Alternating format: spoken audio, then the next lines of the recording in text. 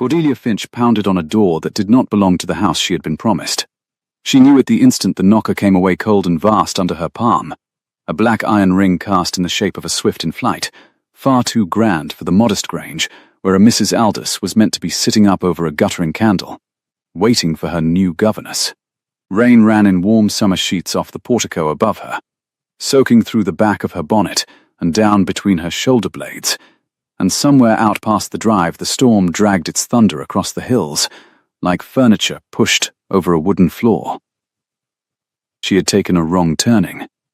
She had taken a wrong everything, and the door, when at last it opened on a hall so deep and dim that she could not see the end of it. "Please," she said, before she could think better of begging.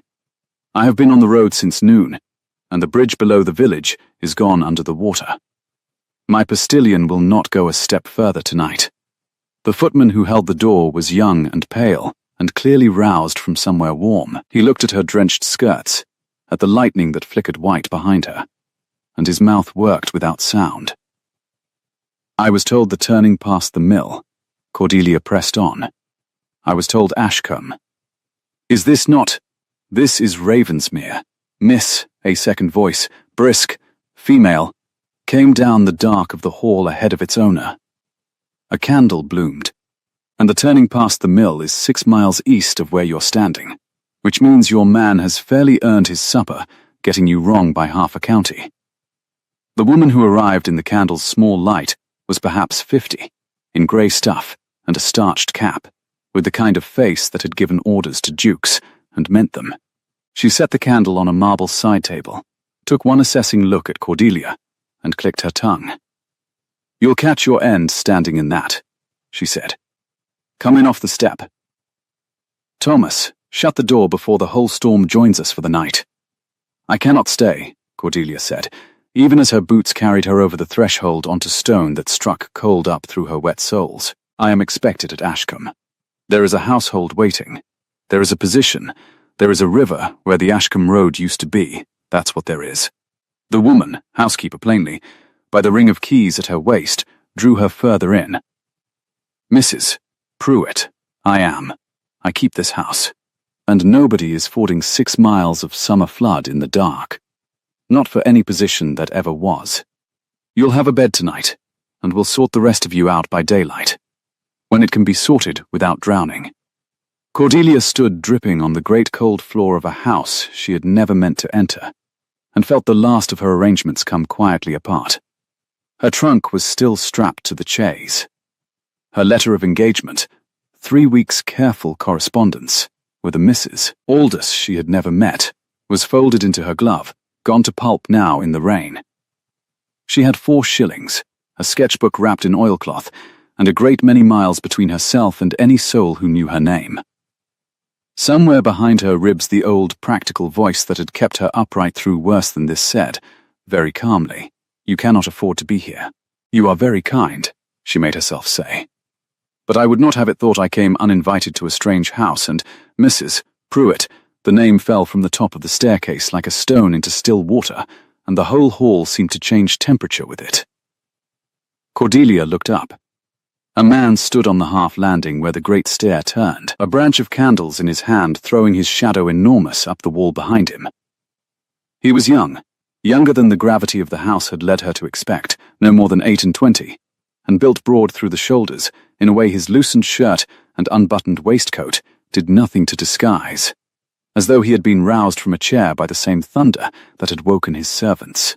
Dark hair, unpowdered, pushed back from a face that might have been carved for a Roman coin, and then left out in a hard winter.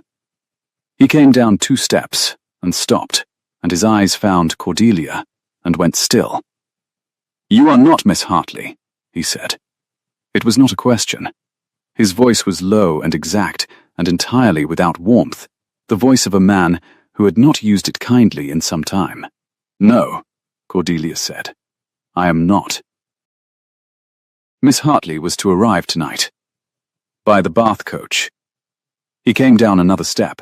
The candlelight moved over him, and she saw the shadows under his eyes, the day's growth along his jaw, the rigid set of a man holding something very heavy by main force.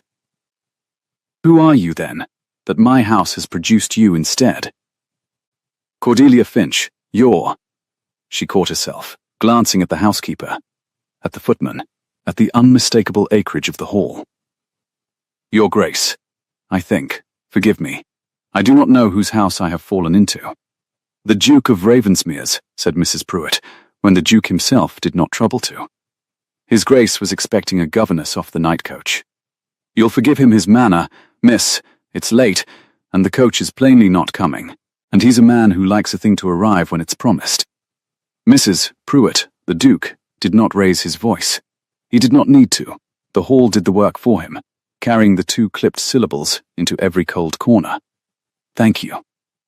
The housekeeper inclined her head, unbothered, and Cordelia understood in that single exchange the whole arrangement of the house, that this woman had been here longer than the Duke had been Duke, and feared him not at all, and that he permitted it because some part of him needed one person under his roof who would not flinch. I am sorry to be the wrong arrival, Cordelia said. I am bound for a Mrs. Aldous at Ashcombe Grange. A storm and a foolish postilion are between me and my employment, and I would not trouble you an hour longer than the weather requires. She drew what dignity she could around her sodden shoulders. If I might dry myself by a kitchen fire until first light, I will trouble no one above stairs at all. The Duke looked at her for a long moment. Lightning showed at the tall windows, and laid the whole hall briefly white, and in that white she saw it furnished and unloved, the great rooms shut up beyond their doors, Holland cloths ghosting the chairs, a clock on the mantel stopped at some hour no one had wound it past, a house in mourning that no one had said the word over. The dark came back. You will not sleep in the kitchen, he said at last. Mrs. Pruitt will find you a room. In the morning, when the water is down, you may go on to your Mrs. Aldous and forget you were ever at Ravensmere at all. He turned to go back up. Good night. Thank you, Your Grace, Cordelia said, to his back. And then, because she was tired and frightened, and had never in her life been able to leave a true thing unsaid, I am sorry your Miss Hartley did not come. Whoever she was to teach must want her very much, on a night like this. The Duke stopped on the stair. For a moment the only sound was the rain flinging itself against the glass and the small wet drip of Cordelia's hem onto the marble. Then he said, without turning, in a voice gone suddenly and terribly quiet, she was to teach my daughter, and went up into the dark, and was gone. Mrs. Pruitt let out a breath. Well, she said, that's the most he's said to a stranger since Michaelmas. Come along, miss. Let's get you out of that gown, before you take a chill that outstays the both of us. The room they gave her was small and clean and high in the house, the bed turned down with the brisk efficiency of a household that knew its work, even when there was no one to do it for. Mrs. Pruitt brought a warming pan and a dry shift, and a cup of something hot that smelled of milk and nutmeg, and stood over Cordelia until she had drunk it, the way a person stands over someone they have privately decided to keep. His Grace's lady, Cordelia ventured, when the warmth had reached her fingers. She is gone this last year. Mrs. Pruitt took the empty cup. A fever, in the high summer, same as this one's been hot. She was taken so quick there wasn't time to be afraid of it properly. She smoothed the coverlet without seeming to know she did it. He's not been right since. Nor the little one. You'll not see the child likely, she keeps to the nursery and the east stair. But you'd know her if you did. Doesn't say a word, that mite. Not since her mother. A whole year of quiet, out of a girl who used to sing the larks down off the roof. Cordelia's chest did something complicated. How old? 6 come the autumn. The housekeeper moved to the door, candle in hand. Lady Beatrice. The only thing in this house His Grace would lie down in the road for, and the one thing he hasn't the first notion how to reach. She paused on the threshold, and her dry voice softened by exactly 1 degree. Sleep, Miss Finch. The water'll be down by morning, and you'll be off to your Ashcombe, and none of our griefs need follow you out the gate. Good night. The door clicked. Cordelia lay in the strange high bed and listened to the storm grind itself out against the hills, and thought about a child who had not spoken in a year, and a man begging nothing of anyone while his whole house went grey around him. "It is not your house," said the practical voice. "It is not your child. You have 4 shillings and a position waiting 6 miles east." Sleep. She did not sleep. She had never, in 26 years, been able to. She woke in the grey before dawn to the sound of a footstep on the stair outside her door. Too light for any grown person. There and then gone. A small, deliberate creak, as though someone had tried very hard to be silent and not quite managed it. The rain had stopped. In its place the whole world dripped, 1,000 small voices off the eaves, and through the window the sky had gone the soft bruised lilac of a summer morning after weather, with the smell of wet earth and crushed green coming up off the gardens, so strong she could taste it. Cordelia rose, wrapped Mrs. Pruitt's borrowed shawl about her shift, and opened her door. The corridor was empty, but at the far end, where a narrower stair turned down out of sight toward what she supposed was the east wing, something small and pale lay abandoned on the topmost step, dropped, she thought, by whoever had made the creak. She went to it on bare feet, the cold of the boards seeping up through her soles, and crouched, and picked it up. It was a swift, carved in pale wood. A bird, wings swept back in flight, no longer than her thumb, the grain of it worn smooth and warm at the breast where a small hand must have held it 1,000 times. Someone had loved this until it shone. The same swift, she realized, that flew in iron upon the great front door. A housemark. A family's bird. A board creaked below her. Cordelia looked down the dim turn of the east stair, and there, 3 steps down, a child looked back up at her.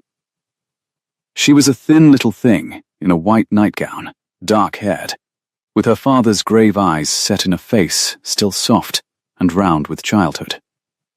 She stood very still, the way a wild creature stands when it has not decided whether to bolt, and her gaze went from Cordelia's face to the carved swift in Cordelia's open hand, and her whole small body strained toward it without taking a single step.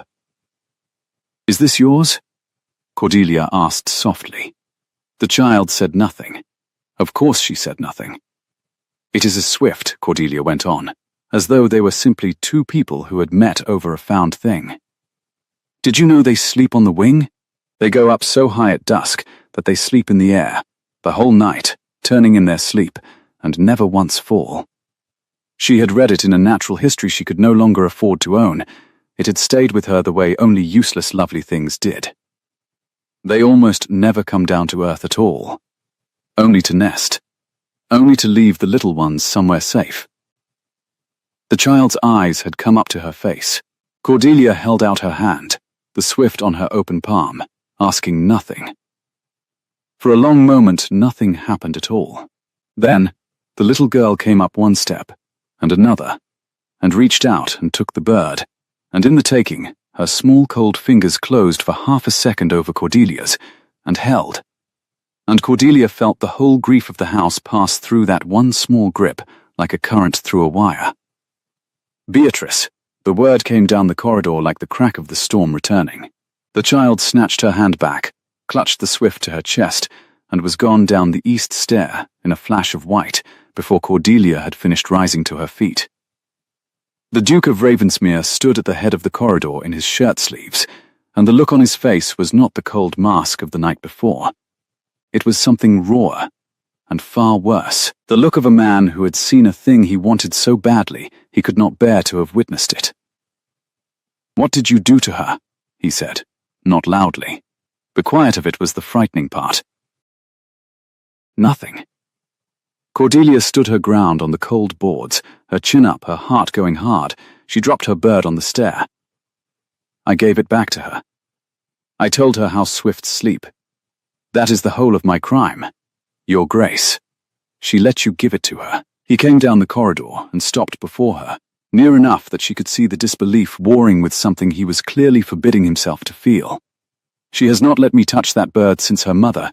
She will not let her own nurse near it. She screams." And she put her hand in yours. "She did," Cordelia said.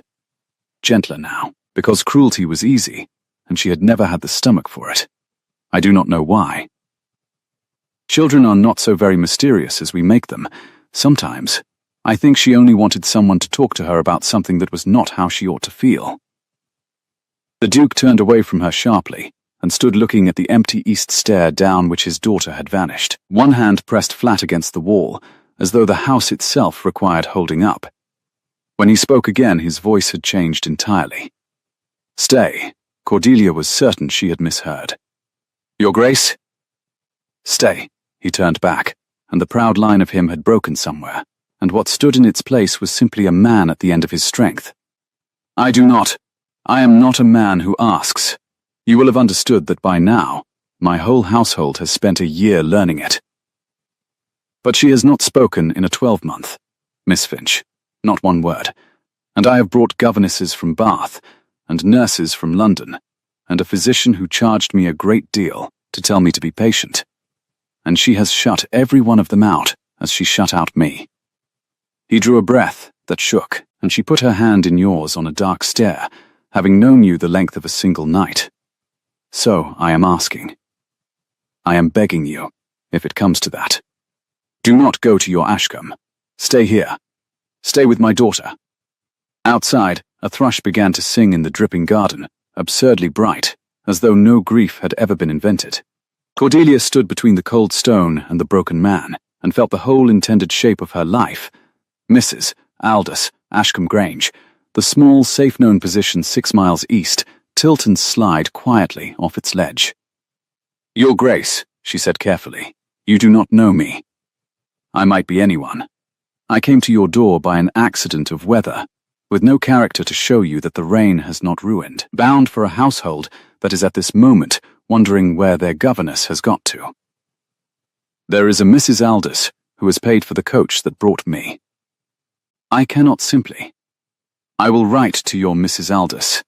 He said it the way he no doubt said everything that involved money or power, as a thing already arranged.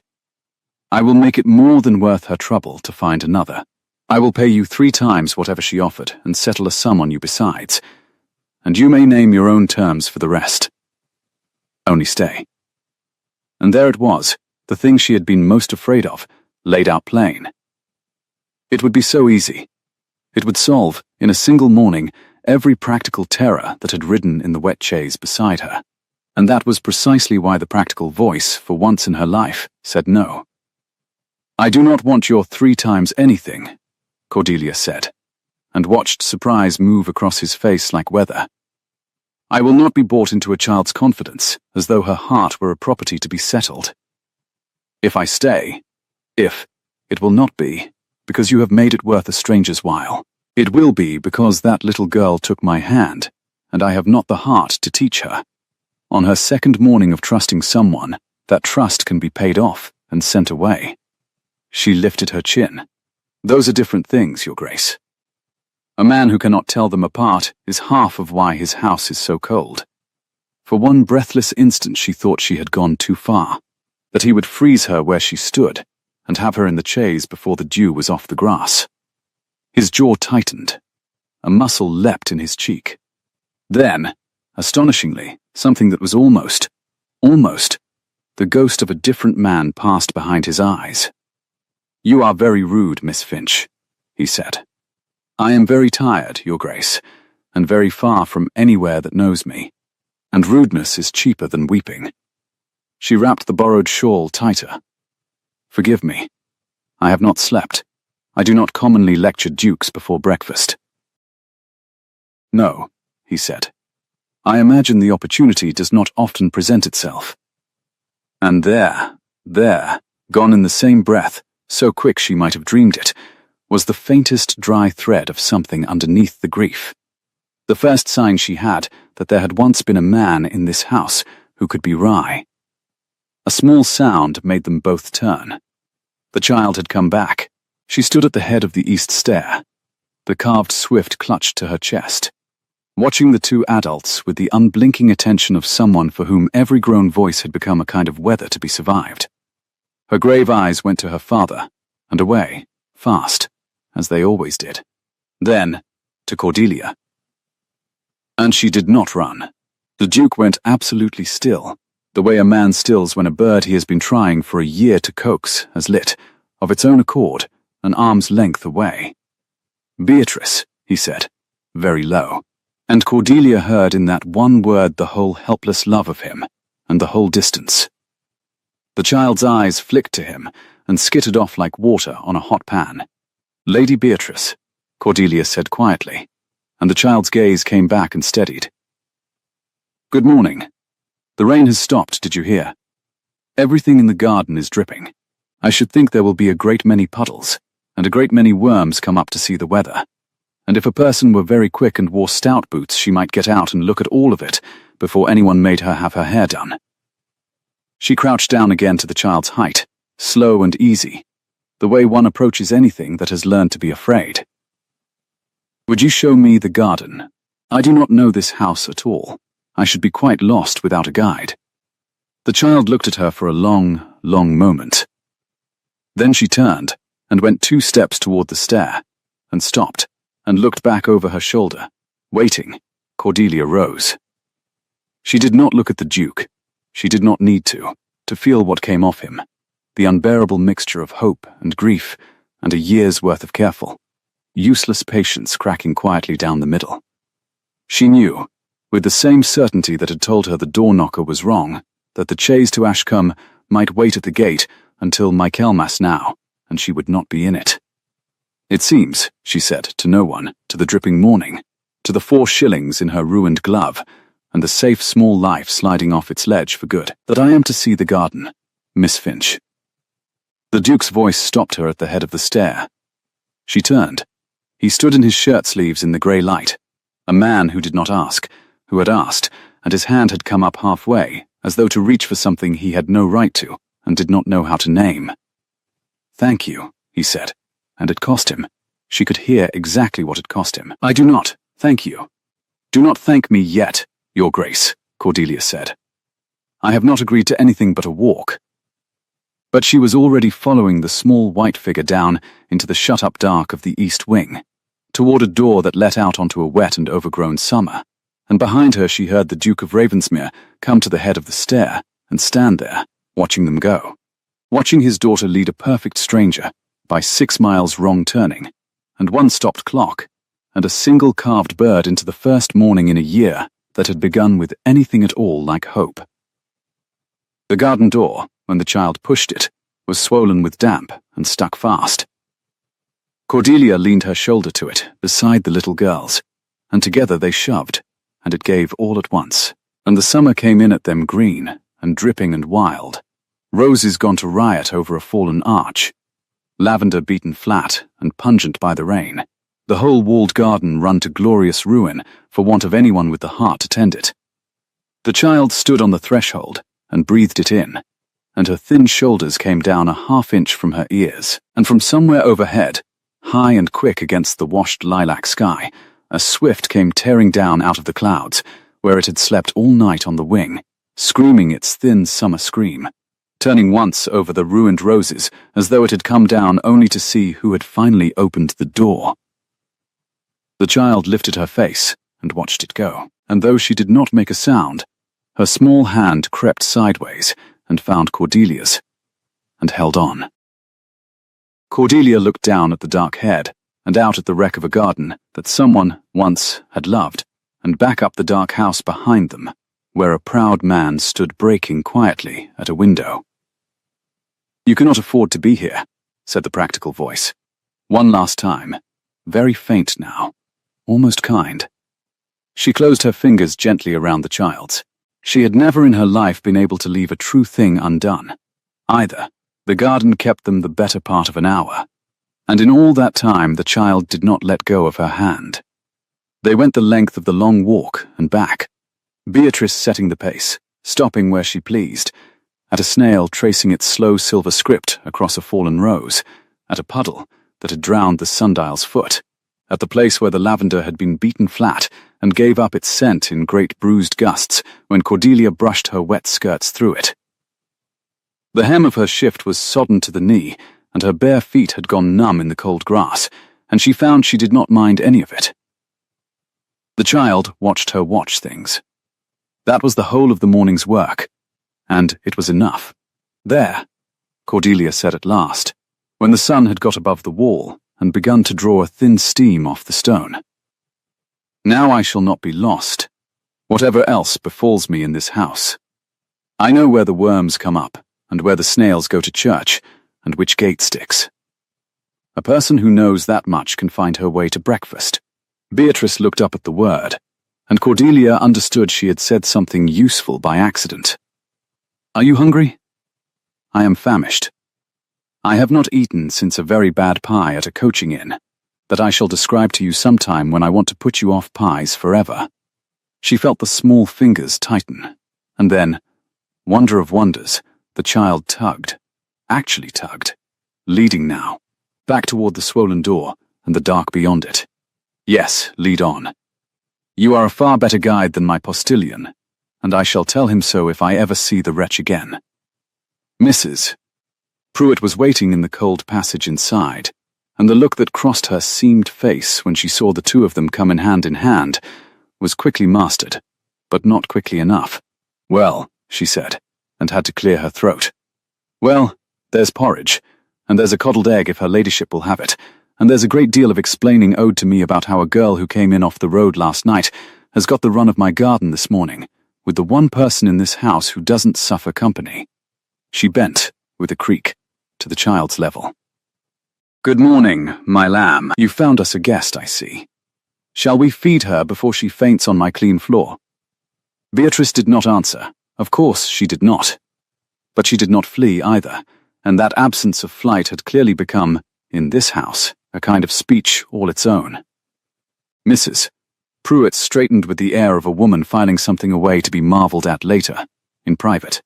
"His Grace wants you in the library when you've eaten," she said to Cordelia, low. "And mind, you'll want shoes. The man's particular about a great many things, but I never yet knew him to keep a body talking who was turning blue at the toes." The library, when Cordelia found it an hour later, dry-shod and in her own gown brushed clean, and pressed by some invisible hand of the household overnight, was the only room she had yet seen in which the holland cloths had been pulled off. Books climbed the walls to a gallery. A long window stood open to the warm garden air, and on the mantel, a clock sat with its hands stopped at 20 minutes past 4. A fine ormolu thing, gone silent, in a house where everything else still kept its hours. The Duke stood at the window with his back to the door, dressed now, the broad set of his shoulders dark against the green. "You came down to the garden by the east door," he said, without turning. "How did you know which door it was?" "I did not. Your daughter knew." Cordelia stopped a respectful distance off. She is a very capable guide. She does not waste words on a person, which I find I rather admire in this house. That landed somewhere, she saw it land, in the small stillness of his shoulders. "Mrs. Pruitt tells me you would not take my money. Mrs. Pruitt tells you a great deal, I begin to suspect. She has told me everything worth knowing for 30 years. He turned then, and the morning light was kinder to him than the candle had been. It showed her a man of 28, who had been handsome before grief got into the grain of him, and might be again, if anyone troubled to let the cloths off the rest of him as well. "I do not understand you, Miss Finch. You arrived with nothing. You are bound for a position you cannot now reach, in the keeping of a woman who has already paid for your coach. By every measure of your situation, you should have taken what I offered and thanked Providence for the storm. Instead, you lectured me on the temperature of my house and refused 3 times your wages." "I did not refuse the staying," she pointed out. "Only the buying. There is a difference, and I think you know it, or you would not have spent a year so unhappy." His jaw set. "You presume a great deal on one night's acquaintance." "I do. It is a failing. I have been told of it by better people than dukes." She met his eye and did not look away. "But I will tell you my terms, Your Grace, since you asked for them, and I have had a walk in which to think. I will stay with Lady Beatrice. I will not be paid a farthing more than an honest governess earns, and I will be paid that, because I am poor, and pride does not warm a room. I will write to Mrs. Aldous myself, in my own hand, and beg her pardon, and you will not buy her off as though she were an inconvenient creditor. And I will tell you, always, the true thing, even when it is the rude thing, particularly when it is the rude thing. If you cannot stomach that, send me to Ashcombe today, and we will both forget the Swift. For a long moment the only sound was the open window, and a wood pigeon somewhere out in the dripping limes. The stopped clock said nothing at all. And if I cannot stomach it, he said slowly, and yet, she can? Then you will learn to, Cordelia said, for her sake. As I imagine you have learned a great many things this last year that you had no wish to learn. She watched him absorb that, the cost of it, the truth of it, and saw the muscle leap again in his cheek, and braced for the cold to come down. It did not. Instead, he crossed to the mantel and stood looking at the clock that did not run, and when he spoke again, his voice had lost its edge entirely. Her mother stopped it. He said it as though confessing to a crime. No, that is not true. I stopped it. The morning she was taken from us. I could not. The chiming of it. That first day. I could not have it counting the hours as though they were ordinary hours. His hand hovered near the case and did not touch it. Beatrice will not let it be wound. The one time a footman tried, it was the only sound she has made in a 12-month that was not weeping. So it stays at 4:20, and the whole house keeps its time by every other clock, and pretends not to notice this one. You will think us mad. I think you are people who loved someone, Cordelia said quietly. That is the opposite of mad. It is only that it has nowhere yet to go. He looked at her across the silent room, and something in his face came perilously open, and he shut it again with visible effort, the way a man shoulders a heavy door against a wind. You may stay, Miss Finch, he said. On your terms, since you will have no others. God help us both. There, she said, gentler than she meant to. That was very nearly gracious. We shall make a host of you yet. And there it was again. Gone almost before it arrived. A flicker at the corner of his hard mouth that was not quite a smile, and was certainly not grief. Do not, he said, grow accustomed to managing me. Mrs. Pruitt has had 30 years' start, and she has not finished the job. The piece of it lasted near a week. Cordelia had begun, in those days, to learn the rhythm of the strange grey house and the strange small child at the centre of it. Beatrice came to her each morning at the head of the east stair, with the carved Swift in her fist. They walked the wild garden. They sat over a slate where Cordelia drew birds, and let the child point to the one she wanted named next, building between them a whole vocabulary that required no speech at all. The little girl had begun to fall asleep in the afternoons with her head against Cordelia's arm, a weight of trust so absolute it made Cordelia's throat ache. She did not see much of the Duke. She heard him, sometimes on the east stair late at night, a heavy careful tread that paused outside the nursery door and went away again without ever opening it, and she said nothing of it to anyone, and stored it where she stored such things. On the 7th morning a carriage came up the drive that had nothing to do with the weather. She was in the garden with Beatrice when she heard it, the crunch of good wheels on wet gravel, the jingle of a smart team, and she felt the child go rigid against her side before she had so much as turned to look. Beatrice's small hand clamped down on hers hard enough to hurt. Up at the house a door opened. Voices, Mrs. Pruitt's, pitched higher than Cordelia had yet heard it, and over it another voice, light and carrying, and entirely sure of its welcome. My dear Pruitt, do not trouble to announce me. I am hardly a guest in my own sister's house. Where is the child? Where is my brother? Good heavens, has no one opened these rooms in a 12-month? It is like walking into a tomb. Throw something open. The light is positively funereal. Beatrice had gone the colour of the bleached wood in her hand. Who is it? Cordelia asked her, low, knowing she would get no answer, and got one all the same. The child turned her face into Cordelia's skirts and pressed there, hiding, the way she had not hidden since the first dark stare. A figure appeared at the swollen garden door and pushed it wide with no trouble at all, as though the damp had only been waiting for a firmer hand. She was, Cordelia saw at once, beautiful. There was no other honest word for it. Perhaps 30, in a travelling gown of deep amber silk that no road dust had dared to settle on, with the late Duchess's dark colouring made glossier and harder, a face like a cameo cut by someone clever and unkind. She took in the ruined roses, the barefoot child, the governess with grass on her hem, and her lovely mouth curved. "Well," she said, "and what is this?" "Good morning," Cordelia said, rising, keeping the child behind her skirts with one steadying hand. "I am Miss Finch. I have charge of Lady Beatrice. Have you?" The woman came down the single step into the garden, and her amber skirts hissed over the wet stone. How extraordinary. I was not aware my brother-in-law had engaged anyone. I am Lady Caro. Beatrice's aunt. Her mother was my sister. Her dark gaze went to the child and softened into something that might have been feeling in another woman. In this one it had a measuring quality, like a buyer's eye on stock. "Bee, my pet, come and kiss your aunt. You needn't hide from me behind a hired person's gown." The child did not move. If anything, she pressed harder into Cordelia's side. A flush of colour came up under Lady Caro's flawless skin. "She is shy of strangers," Cordelia offered, into the silence, to give the woman somewhere graceful to go. "I am not a stranger. I am her blood." The pretty mouth had thinned. "You are the stranger, Miss Finch, was it?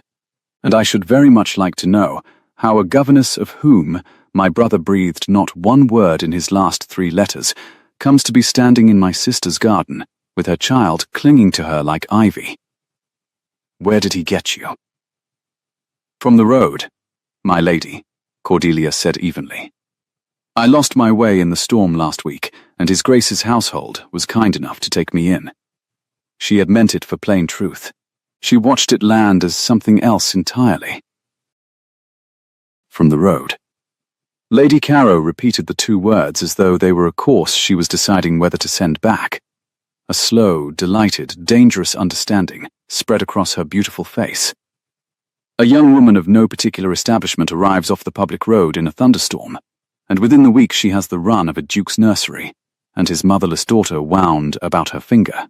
"Oh, Miss Finch, how very enterprising of the weather." "Aunt Honoria." The duke's voice came from the doorway, and Cordelia had never been so glad to hear that cold and level tone. He filled the frame, dark against the dim house, and his eyes went first, she marked it, to Beatrice, hiding in Cordelia's skirts, and something flinched in him at the sight. "You did not write that you were coming." "I never write that I am coming, Ravensmere. You know I detest being expected. It makes everyone behave. I came the instant the roads were passable because it has been a year, and someone in this family must remember that this child has people who are not paid to remember her." Lady Caro swept toward him, all amber silk and grievance, and presented her cheek, which he did not kiss. "And I find you have replaced her dear lost mother with a governess fished out of a flood. We must talk, you and I, at once. Send the person, away with the child, and let us be sensible." "Miss Finch stays," the Duke said. "Of course she does," said Lady Caro sweetly. "That is rather what I have come to discuss." They talked behind the library door for the better part of an hour, and Cordelia took the child up to the nursery and read to her about swifts and terns and the long cold roads the geese fly, and felt the small body slowly unclench against her own. But she could not unclench herself. She had heard the shape of the threat in Lady Caro's voice as clearly as she had once heard the wrongness in a cold iron knocker. Something was being decided below stairs that had her own name in it, and the child's, and she could do nothing but turn the pages and wait. The summons came at noon. Mrs. Pruitt brought it, and her square face was grim. "The library," she said. "Both of you wanting, the Duke says." "And Miss Finch," she caught Cordelia's sleeve at the door, her dry voice dropping. "Mind that one.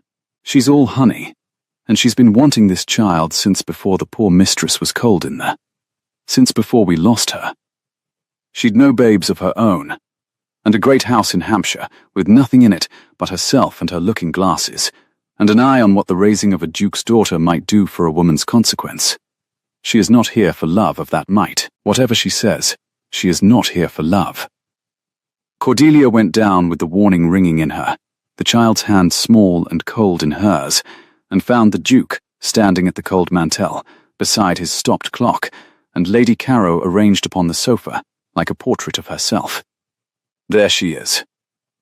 Lady Caro's smile did not reach her eyes. Come in, Bee. Come to your aunt, no? Still no? You see, Ravensmere. You see what a year of this has done. The child will not come to her own family, but she will trail a governess through the wet like a duckling. It is not natural, and it is not to be borne, and I have been telling your brother, Miss Finch, that it can only be remedied by removing Beatrice to an establishment where she may be properly cared for. My own.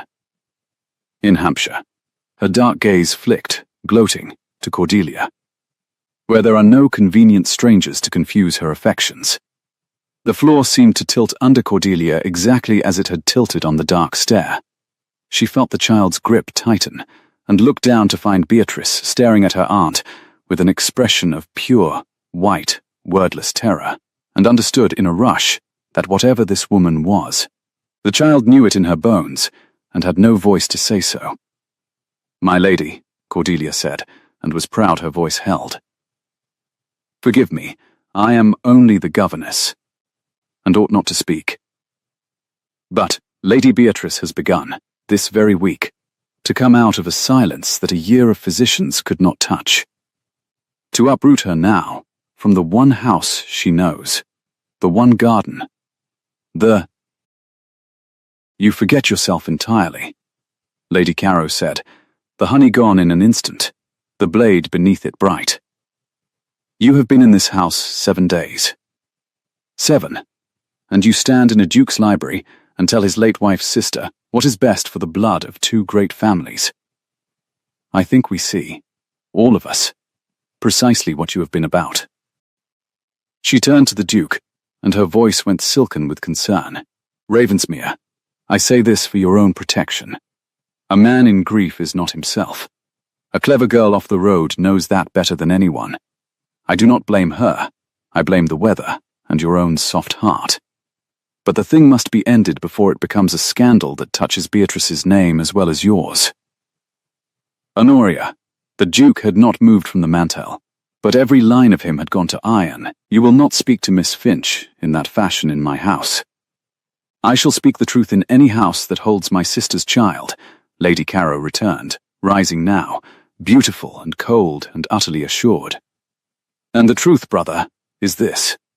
Either you send this young woman on to wherever the road was carrying her, and let me bring a respectable nurse of my own choosing, or I shall write to the family, to your uncle the bishop, to the trustees, and I shall tell them what any sensible person can plainly see, that the Duke of Ravensmere, alone in his grief, has given the care of his only daughter, the heiress of this house, to a penniless woman of no character, whom he met in the dark, in a thunderstorm, not 8 days since. She drew on her gloves, finger by finger, the very picture of a woman who held every card and knew the count. Let them decide which of us has Beatrice's interest at heart. I am quite content to let them. The silence after was so complete that Cordelia could hear the wood pigeon again, and the drip of the limes, and the small frightened breathing of the child against her side. And then Beatrice, who had not spoken in a year, who had not made a sound that was not weeping since the high hot summer that took her mother, let go of Cordelia's hand, crossed 3 steps of the library floor on her own, and took hold instead of the skirt of Cordelia's gown with both fists, planting herself in front of the governess, between Cordelia and her aunt, her small chin up and her father's grave eyes blazing, a creature of 6 summers declaring with her whole silent body the one thing she had no words left to say. Not her. You shall not have her. Lady Caro's lovely face did something complicated and ugly. The Duke made a sound Cordelia had not heard from him before. Short, wrecked, almost a laugh, almost the other thing, and took one helpless step toward his daughter, and stopped, as he always stopped, an arm's length short of the child who would not let him close. You see, Lady Caro said softly, recovering, and the gloating had curdled into something far more dangerous. A real and wounded fury beneath the silk. You see how she has turned the child even against her own people. No, this will not do at all. She gathered her amber skirts and swept to the door, and there she turned, and her parting look went not to the Duke, but to Cordelia, and it was the look of a beautiful woman who has just discovered she is opposed, and has decided to enjoy the destroying of it. I shall stay the week at the Crown in the village, brother, while I write my letters. A duke's daughter is not a thing settled in an afternoon. And Miss Finch, the smile returned, terrible now. I should make very certain, were I you, that there is nothing in your past you would not wish a bishop's secretary to come asking after. Penniless governesses who appear from nowhere so very conveniently nearly always have somewhere they have come from. The door shut behind her.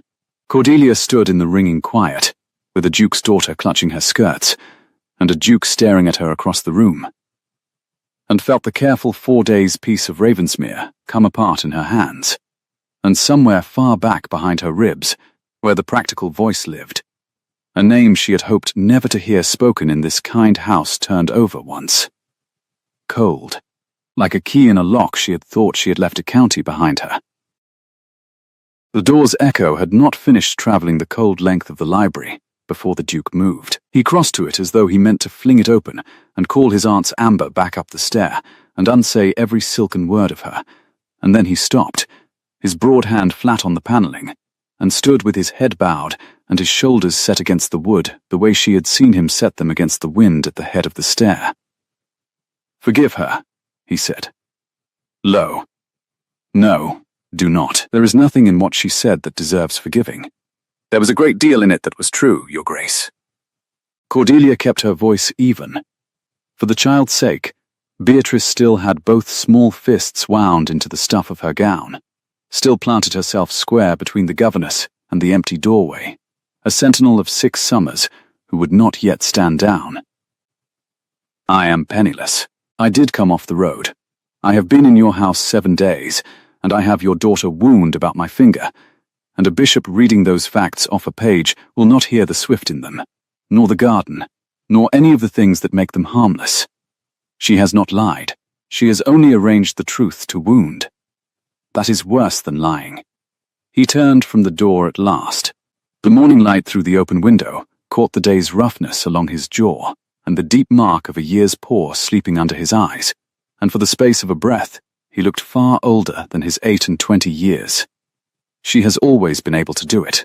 Even when we were children she could take a thing that was so and tilt it half a degree and make a parent believe black was white by supper time. My, Beatrice's mother used to say her sister could read a room the way other women read music, and play it just as cold. The name of the lost Duchess hung unspoken between them, the way it always seemed to, a stopped clock of a word. Cordelia put her hand down very gently and laid it over the child's clenched fists. "She is frightened," she said. "Not of you. Of being taken from the only floor she knows where the worms come up and the snails go to church. Look at her, Your Grace." She crossed 3 steps of open room on her own feet to stand in front of me. "A week ago she would not let you wind a clock." He looked. She watched him look, watched the helpless hunger come into his face, and the iron come down hard over the top of it, the 2 things at war as they were always at war, whenever his eyes found his daughter. He took 1 step. The child's chin came up, wary, and he stopped, and the stopping cost him exactly what it always cost him. "B," he said, very quietly. "No one is taking you anywhere. Do you hear me? No one." The grave eyes flicked to his face, held for a heartbeat, skittered off, but she did not flinch into Cordelia's skirts, and the Duke saw that too, and Cordelia watched the small mercy of it land in him like a coal dropped into cold water. The hiss of hope, where he had taught himself to keep none. "She believes you," Cordelia said softly. "That is something she has not done for a stranger's promise in a year. Do not waste it telling her things you cannot make certain. Can you make it certain, Your Grace?" Can you keep your aunt from the trustees and your uncle the bishop?" For a long moment the only answer was the wood pigeon out in the dripping limes, and the warm green smell of the garden coming in at the window, rain-washed, almost unbearably sweet. "I do not know," the Duke said at last, and she understood what it cost a man like him to say those 4 words aloud. "The guardianship of Beatrice is not wholly mine. There are trustees named in the settlements, my uncle among them, 2 others, dry men in Lincoln's Inn, who have never set eyes on her, and who will read Honoria's letters and see only what she paints. If they are persuaded the child's welfare is in question," his hand closed slowly on the back of a holland-shrouded chair, "she is the heiress of Ravensmere. Miss Finch, there is no son. Everything I have, everything this house is, comes to her, and that makes her a piece on a board to a great many people who have never once heard her laugh." I had forgotten how many. Honoria has been good enough to remind me. "Then we have a week," Cordelia said. She told us so herself. A week at the Crown, writing her letters. "That is a clumsy threat, Your Grace. For so clever a woman she could have written them from Hampshire and never warned you at all." He looked at her sharply. "You think she wants something nearer than the trustees?" "I think," Cordelia said, "that a woman who truly held every card would not feel the need to fan them out across your library and name the Count aloud. She wants you frightened into doing the thing yourself. So her hands stay clean. Send me away, and she has Beatrice's care without ever troubling a bishop. The letters are the whip. The open road is the gate she means you to drive me through." She tightened her hand once over the child's, and let go, gently, and felt the small fists loosen, by a degree. "Do not drive me through it. Not because of me. I am nothing in this. I am the road and the storm and an accident. Because of her. Because she crossed 3 steps of floor." The Duke of Ravensmere stood very still in the green light, and something moved behind his hard face that she could not read, and was half afraid to. "You are a strange ally to find in a flood," he said. "I am a stubborn one," she answered. "It is most of what I have ever had to recommend me. Now, with your leave, I will take Lady Beatrice up to her dinner, because she has been very brave for the better part of an hour, and bravery makes a child hungry. And then, Your Grace, you and I must talk plainly about what is in my past, before your aunt finds it and tells you crookedly. There is a thing. You should hear it straight, from me, while it is still mine to give you." She had not meant to say it. It came up out of her the way true things always came up out of her, unbidden and unwise, and she saw it strike him. "What thing?" he said. After her dinner, Cordelia said, and held out her hand to the child, and Beatrice took it, and they left him standing alone by his stopped clock, with the question hanging in the warm air like the last note of a bell. Mrs. Pruitt was on the landing of the east stair, when Cordelia brought the child up, a basket of mended linen on her hip, and a look on her square face that said she had heard every word that carried, which in that house was most of them. Well, the housekeeper said, low, falling into step, "She's stayed in the village. That's a mercy and a curse both. A mercy she's not under this roof, poisoning the wells, and a curse she's near enough to keep at it." She bent to the child as they reached the nursery door. "There's a coddled egg gone soft as silk waiting on you, my lamb, and bread and butter cut thin the way you like, and if you eat it, all I shall be so astonished, I may have to sit down." Beatrice slipped past her into the warm small room without a sound, but Cordelia saw the corner of the child's mouth do something it had not done in 7 days. A flicker, almost, and Mrs. Pruitt saw it too, and pressed her lips together hard, and busied herself very suddenly with the latch. "Soft as silk," she said again, to no one. "I'll fetch it up myself." She did not move toward the kitchen. She stood with her keys ringing faintly against her hip, and looked at Cordelia. "You're going to tell him the thing," she said. It was not a question. Whatever it is the road carried in with you.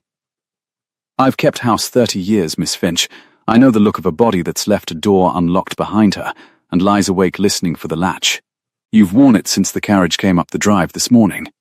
Cordelia's breath went out of her slowly. "Yes, bad? Not so bad as her ladyship will make it sound, worse than I should like a bishop to read." She made herself meet the older woman's eye. "There is a charge against me, Mrs. Pruitt, an untrue one. But it was never answered, because I had no money to answer it with, and no friends to answer it for me. And an untrue charge that goes unanswered hardens into a true one in the telling. If Lady Caro finds the name of the house I came from before this, she will have everything she needs to make me into exactly the kind of woman who fishes herself into a duke's nursery in a flood." Mrs. Pruitt was quiet a moment. Out in the garden a thrush ran up and down its bright ladder of song, and the smell of the wet box hedge came warm through the open casement at the stairs' turn. "Tell him true and tell him quick," she said at last. "That's the whole of my counsel, for what an old woman's worth. He's been lied to soft for a year by that one in amber, and he'd not know how to bear another. But the plain, ugly truth, handed over before he's asked for it, she shifted the basket on her hip, that he can carry. He's stronger than he looks, is his grace, and he looks like he could hold up the porch. Go and write your letter to your Mrs. Aldous first. Mind, set that straight while your hand's steady. Then go down to him." She started for the kitchen stair, and paused, and added without turning, dry as the linen on her arm, "And put your shoes on. He'll be no more able to hear you confess a hanging matter than a stubbed toe, but he'll fret about the toe." Cordelia almost laughed, which she suspected had been the whole intent of it. She wrote the letter at the small table in her high room, with the window open on the steaming garden, and it was harder than she had thought it would be. 3 drafts before her hand stopped shaking enough to be read. "Dear Mrs. Aldous, I owe you an apology I have no right to make, and a sum of money I cannot repay. For the coach you so kindly arranged carried me by a storm to the wrong county, and a circumstance I could not in conscience walk away from." She did not name the circumstance. She begged the woman's pardon, released her from any obligation, and signed it Cordelia Finch with the firm flat strokes of a person setting down a weight.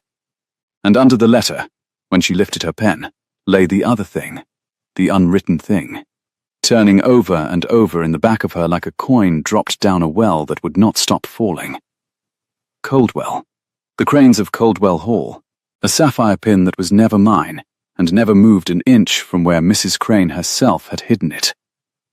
A year and a half of small grey positions, taken under the plainest possible name, each one ending the moment a letter came from somewhere, and somebody remembered. She had thought Ashcombe far enough. She had thought a Mrs. Aldous at the end of nowhere safe. She had thought a great many things, and a swift had come down out of the clouds and undone all of them. She sealed the letter to Mrs. Aldous, put on her shoes as bid, and went down to find the Duke, and met, instead, Thomas the young footman coming up 2 at a time, with a face like curdled milk, and a folded note held out before him, as though it might bite. "For you, Miss Finch." He swallowed. "Come up from the village just now. The boy who brought it was paid double to put it in your own hand and no others, and Mrs. Pruitt doesn't know, and he said you'd want to read it where you're not overlooked." Cordelia took it. The paper was good, too good for a village hand, and the seal, when she turned it, was a swan with its wings half raised, pressed clean and deep into amber-coloured wax. She did not open it on the stair. She thanked Thomas, and sent him down, and carried the thing out through the swollen garden door into the wreck of summer, where no window overlooked her. And there, among the riot of fallen roses with the bees going heavy and golden through the warm air, she broke the swan and read, "Miss Finch, for I am sure that is one of your names, if not the first of them, how tiresome of my brother-in-law to be so very gallant. Men in grief are such poets. Let us be women instead, you and I, and reckon plainly. I have written this morning to a number of households in the West, asking after a governess of your description who left a charge unanswered behind her.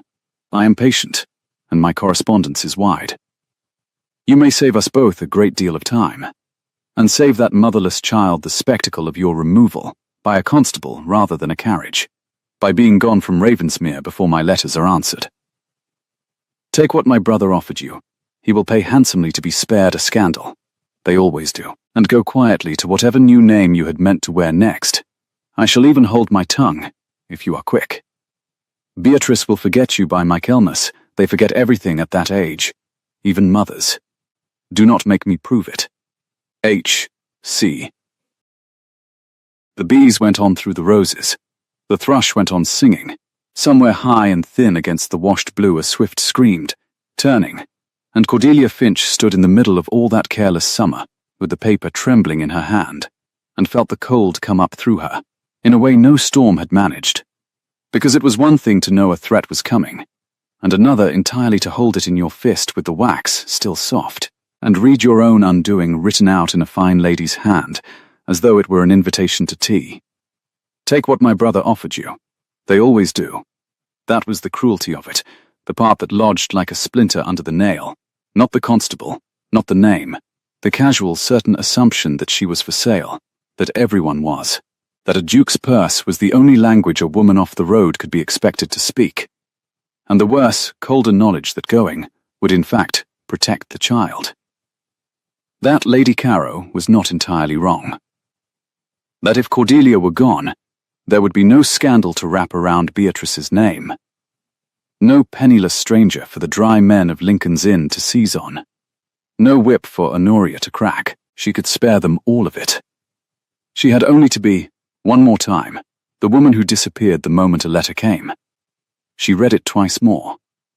Then she folded it small and pressed it flat, and stood a long while looking at the place where the garden wall had fallen and the wild rose had poured through the gap, as though no one had ever decided where the inside of a thing should end. Miss Finch? She turned.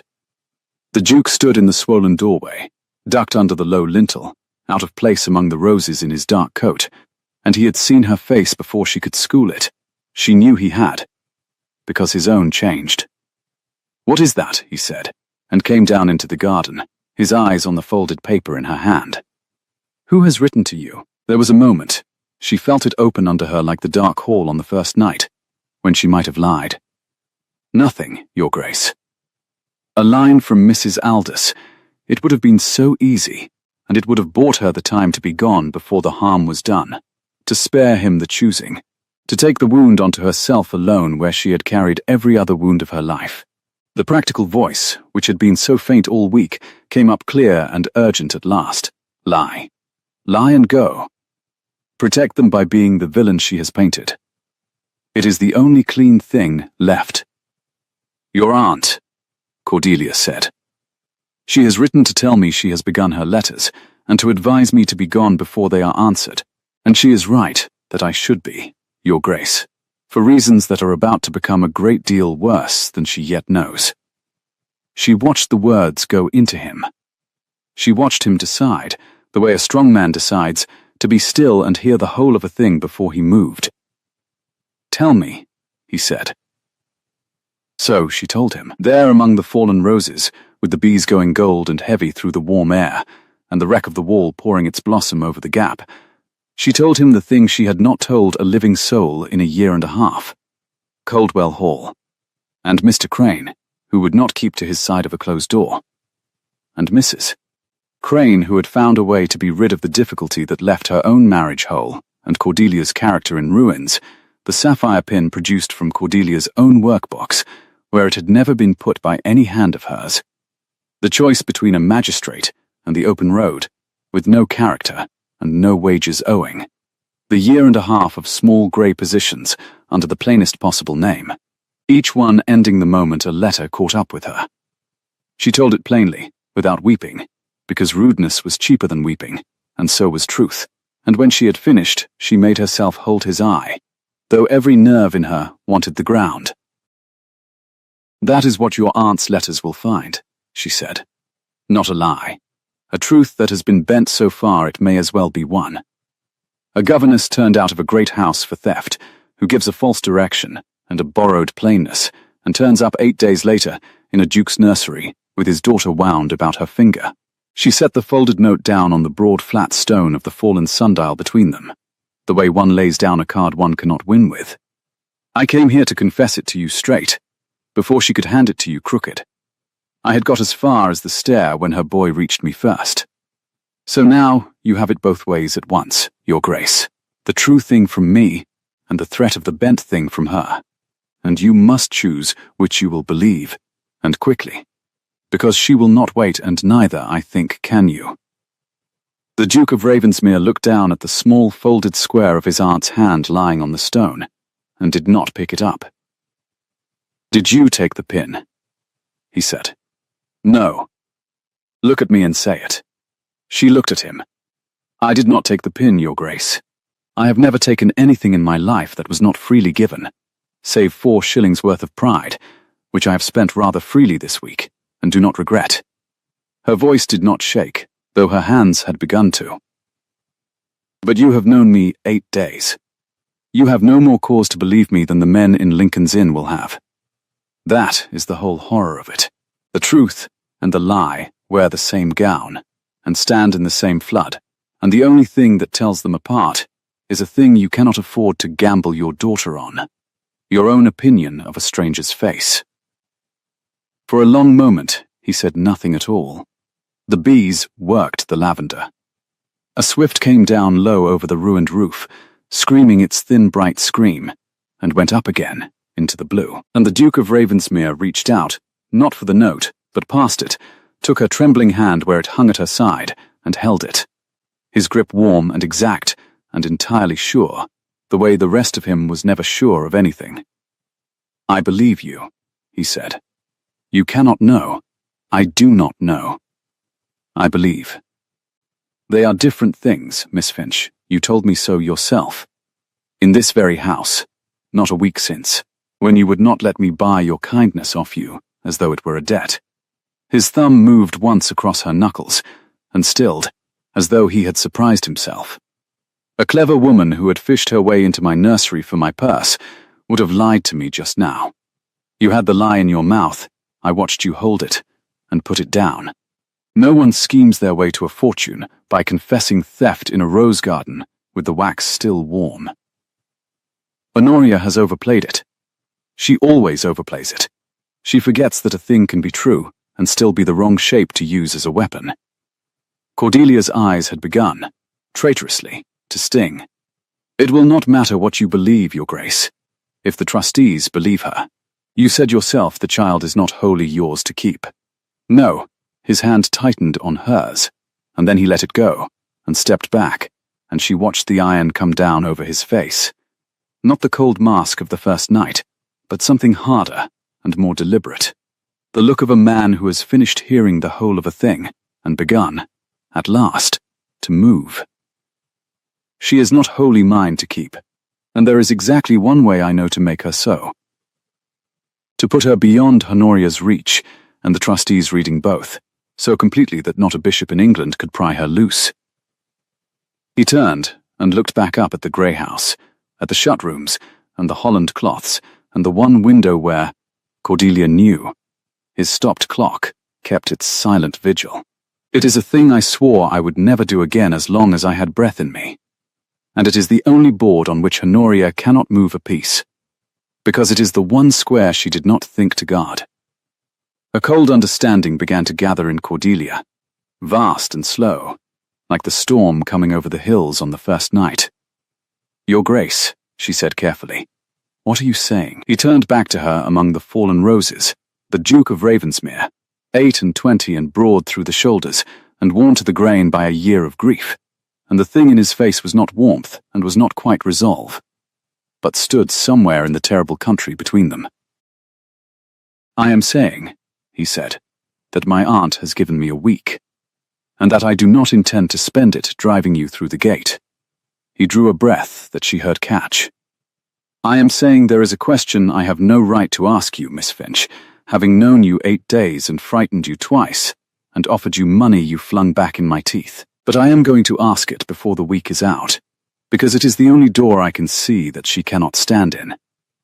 And I would have you know, before I ask it, that it would be the coldest and most calculating proposal a man ever made to a woman in a ruined garden, and that I am sorry for that, more sorry than I have words for, because you deserve to be asked a thing like that by a man with something warmer than a stopped clock where his heart should be." The garden held very still around them. Up in the high blue, the swifts turned in their sleepless circles, and from somewhere within the dark house behind him came a sound that froze them both where they stood, small and clear and impossible. A single thin, uncertain thread of music that had not been heard under that roof in a 12-month. A child, somewhere above, was beginning, very softly, to hum. For a moment, neither of them breathed. The thin, uncertain thread of it came down the stairwell and out through the swollen door into the roses. 2 notes. 3. A child's voice picking its careful way along a tune as though feeling for a path long grown over. It wavered. It nearly stopped. Then it found the next note and went on, and the Duke of Ravensmere turned his face up toward the dark window above them, like a man hearing rain after a year of drought.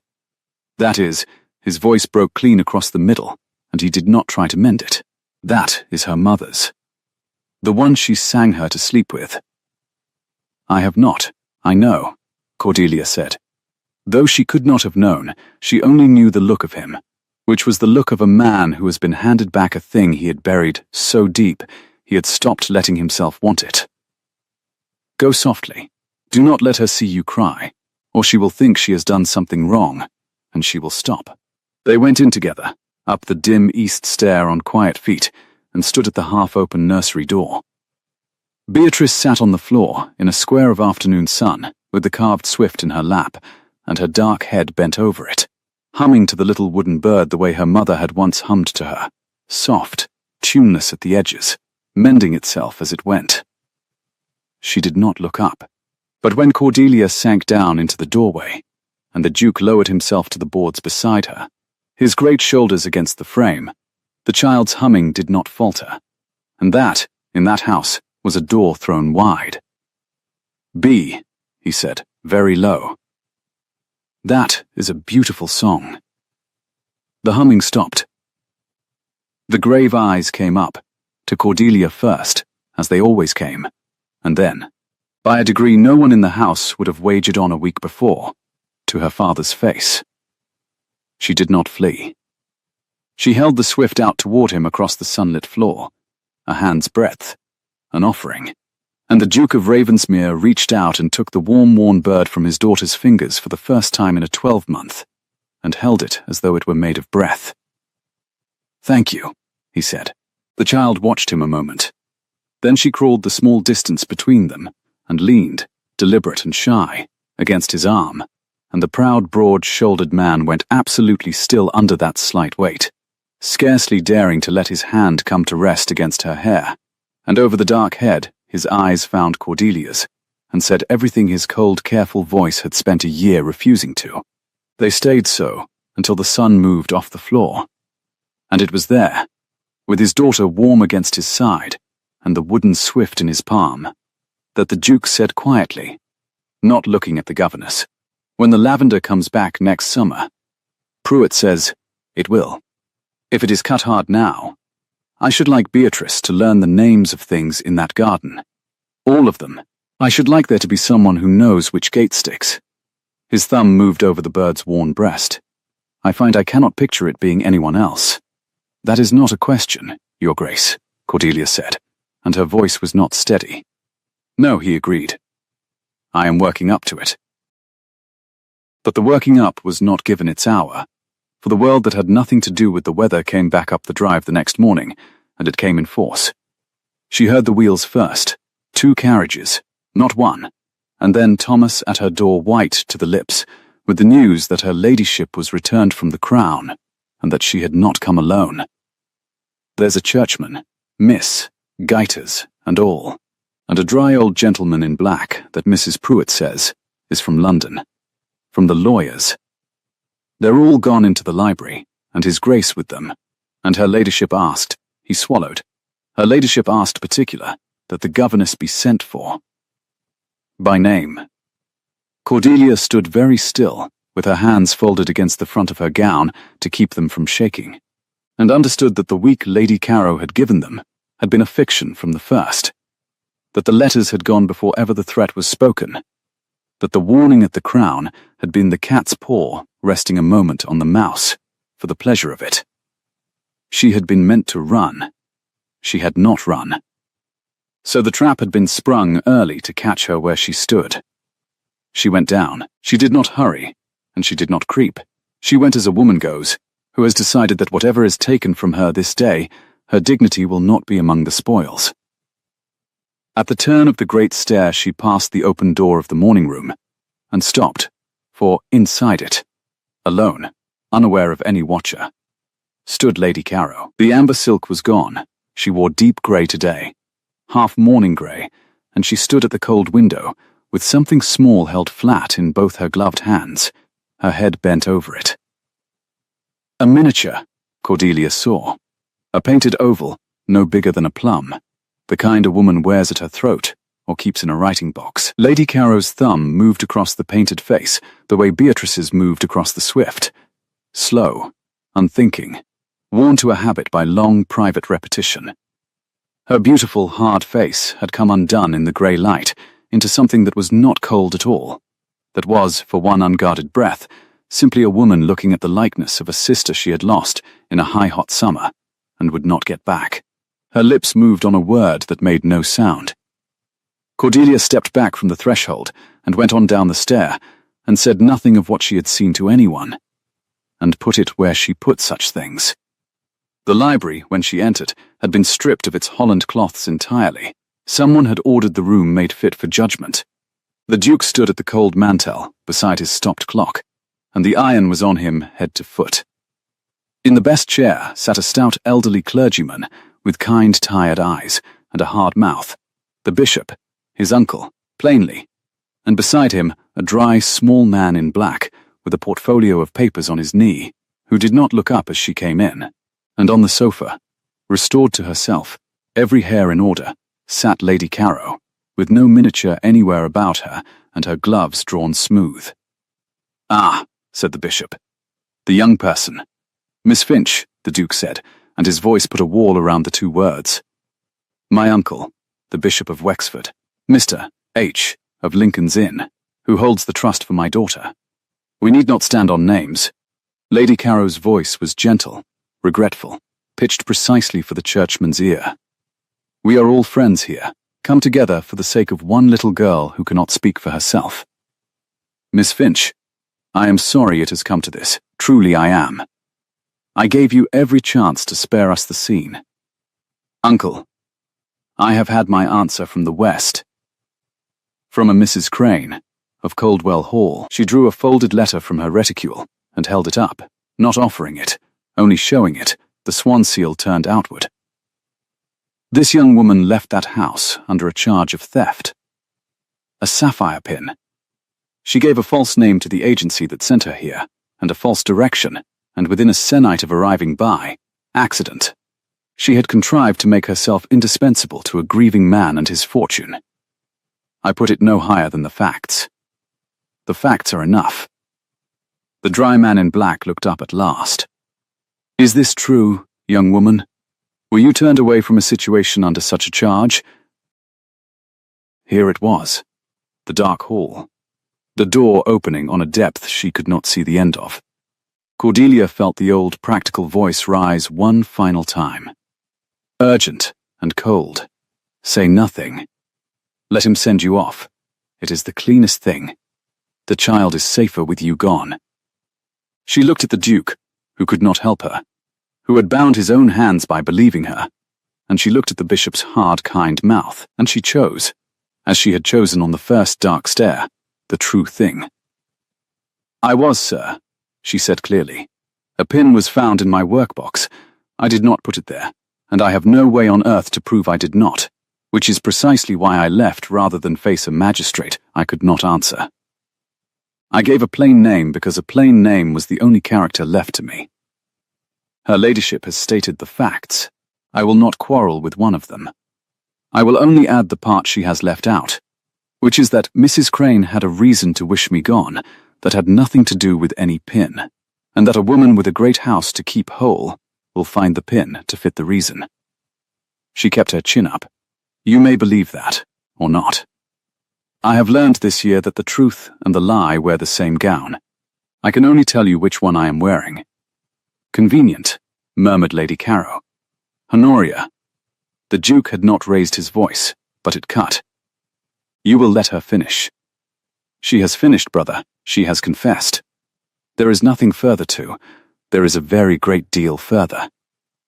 The Duke stepped away from the mantel, and every eye went to him. "Uncle, you came here to judge whether my daughter's welfare is endangered by this woman's presence in my house. I will save you the labor of guessing. 3 days ago, that child, who has not spoken one word since we lost her mother, not to me, not to her nurse, not to any physician I could buy, sang, in her own voice, a song her mother taught her. She sang because this woman sat in the dirt of a ruined garden and taught her the names of birds and asked nothing of her grief but that it be allowed to exist." His voice thickened. He forced it level. "You wish to know if Miss Finch endangers my daughter's welfare. Miss Finch is the whole of my daughter's welfare. She is the only physic that has worked, and you propose to take her away on the word of the one person in England who stands to gain a duke's heiress by the doing of it. I stand to gain nothing but my sister's child kept safe from an adventuress." Lady Caro was on her feet, the silk hissing, the gentleness gone, and the wounded fury under it bared at last. "You are bewitched, Ravensmere. You are a man drowning who has caught at the first floating thing, and I will not stand by and watch a thief out of nowhere installed as mother, too. She is not a thief." The voice was small and clear, and it came from the doorway, and it stopped the whole room as the storm had stopped on the first morning. Beatrice stood in the open library door in her white pinafore, with the carved swift clutched in both hands, having slipped her nurse and come down the forbidden stair on her own 2 feet, and she was looking at her aunt with her father's grave eyes blazing in her small white face. Every adult in the room had gone to stone. The Duke made a broken sound, and the child, who had given the house a 12-month of silence, who had not let her own father near the bird in her hands, walked across the long library floor past the bishop, and past the dry man in black, and put herself in front of Cordelia, and turned, and faced the whole of her grand and terrible family, and said, in a voice rusty and uncertain and absolutely her own, "She stays. She knows which gate sticks," Papa said. Her chin trembled and held. "I want her to stay." For a long moment, no one moved at all. The wood pigeon called out in the dripping limes. Then the Bishop of Wexford set both hands on the arms of his chair, and rose, slowly, an old man getting to his feet, and crossed to the child, and bent to her with a creak. "My dear," he said, very gently. "Will you say that again, so an old man's poor ears are sure of it?" "She stays," said Lady Beatrice, and reached up without looking, and took a fold of Cordelia's gown in one small fist, exactly as she had on the first dark stair. "She tells me about the swifts. They sleep in the sky and never fall." The bishop straightened.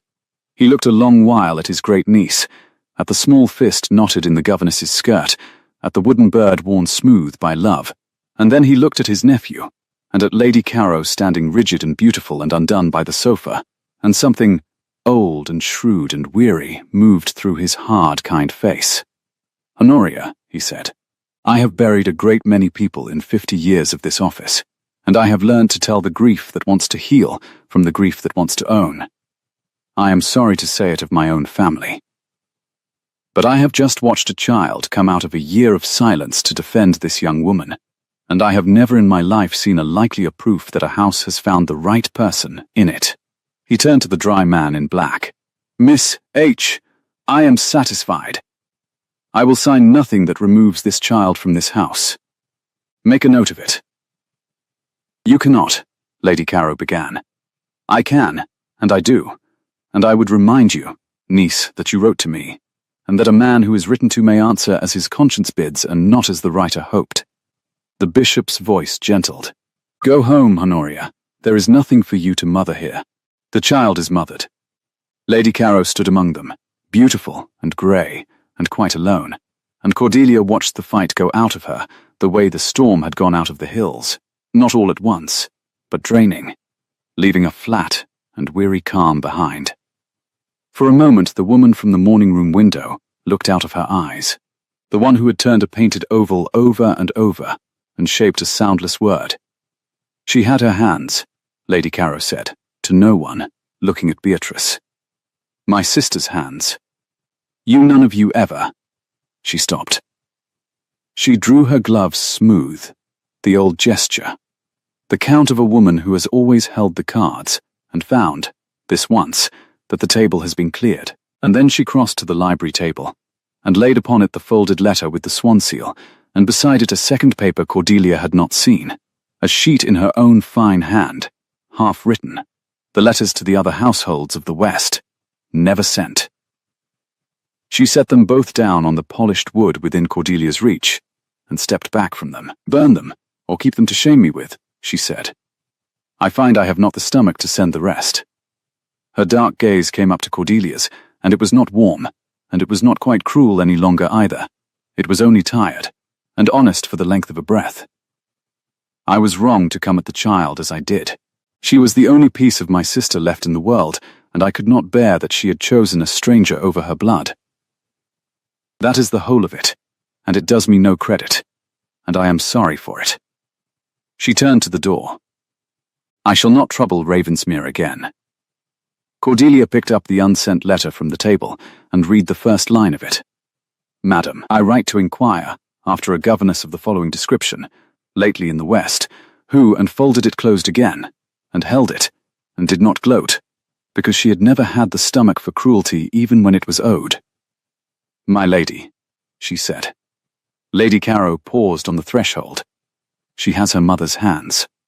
You are right, and there is no reason on earth she should not know her aunt, when her aunt can love her without a deed of guardianship attached.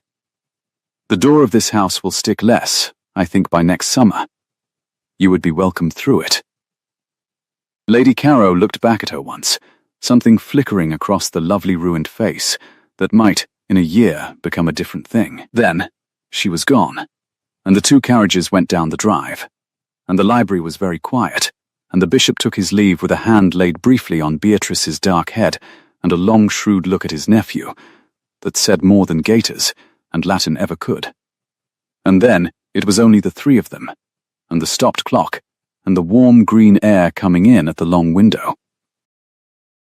The Duke crossed to where his daughter still stood with her fist in Cordelia's gown, and this time he did not stop an arm's length short. He went down on one knee on the library floor in his fine dark coat and gathered the child against him, and Beatrice, who had not let him touch her in a 12-month, wound her thin arms about his neck and held on, the swift pressed between them, and the Duke of Ravensmere bowed his head over his daughter's hair, and his great shoulders shook, and Cordelia stood and let the two of them have the thing she had only ever been the door to. When at last he lifted his head, his face was wet and entirely unguarded, and he did not trouble to hide it. I had it all wrong, he said hoarsely to Cordelia, over the child's head. Forgive me, I have something to confess, and you will not like it. When I asked you to stay, that first morning, and offered you money, and yesterday, in the garden, when I spoke of marrying you to put her beyond Honoria's reach, I told myself it was a cold thing. A board, a square, the one move my aunt could not guard. I told myself I felt nothing, because feeling was a clock I had stopped and sworn never to wind again. He set Beatrice gently down and rose, and crossed to Cordelia, and stood before her with his hands open at his sides. It was never cold. I knew it was never cold the moment you flung my money back in my teeth and told me a man who could not tell buying from being given was half of why his house was so cold.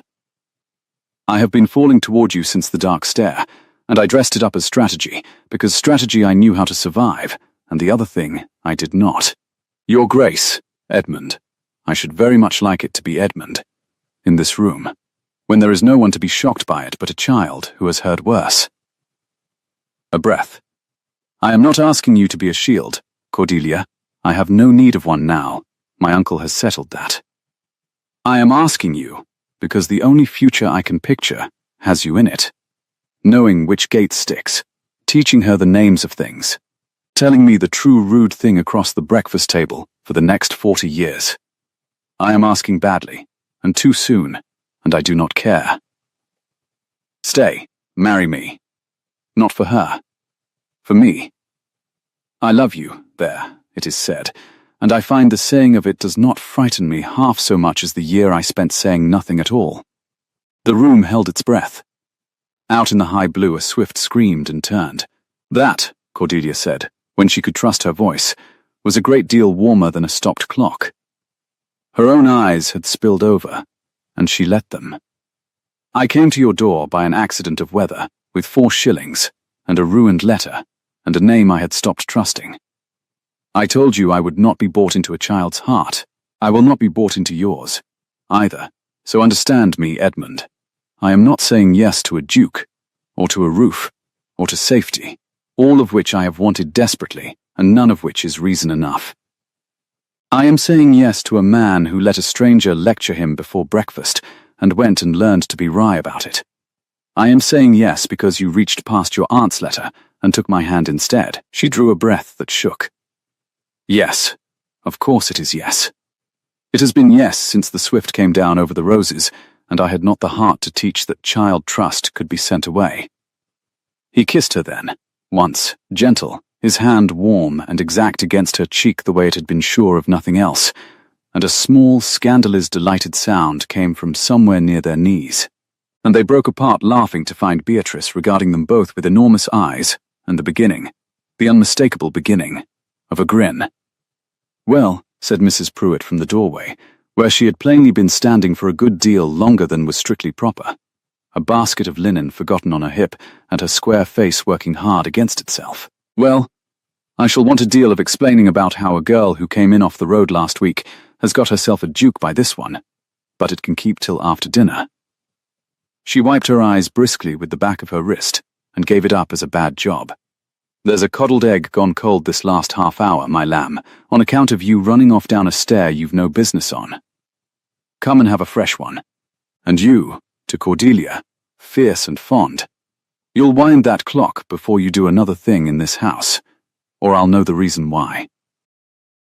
But it was Edmund who crossed to the mantel. He stood a moment before the silent ormolu thing that had said 20 minutes past 4 for a 12-month, and his hand hovered near the case, as it had hovered the day he confessed to stopping it. And Cordelia came and stood beside him, and did not touch him, only waited. She loved that the house was loud, he said quietly, clocks, and the child singing, and the larks down off the roof. I made it silent to mourn her. I think I have had it backward the whole year. He opened the case. He found the key, and the Duke of Ravensmere wound his wife's clock, turn by careful turn, and set the hands to the true hour, and started the pendulum with one finger, and the small bright ticking filled the library like a held breath let go, and from the floor, soft and certain now, Beatrice began again to hum. The lavender did come back the next summer, cut hard and grown back thick, and the swallows nested under the eaves, and the swifts slept in their sleepless circles over a roof that no longer held its breath.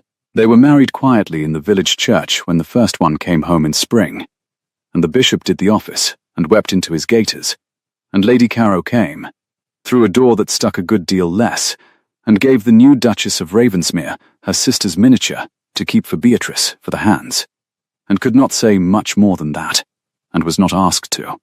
Mrs. Pruitt ran the house another 20 years, and never once let her mistress forget she had come in off the road. The garden was tended, and went on being a little wild on purpose, because the child liked the worms and the snails that went to church, and the clock on the library mantel kept the true hour, day and night, and the only person who ever stopped it again was a small dark-haired girl of 7, who climbed up to silence it one June morning, so the whole house would be quiet enough to hear the first swift come home, and then, satisfied, wound it again herself, and ran out into the green to watch the sky.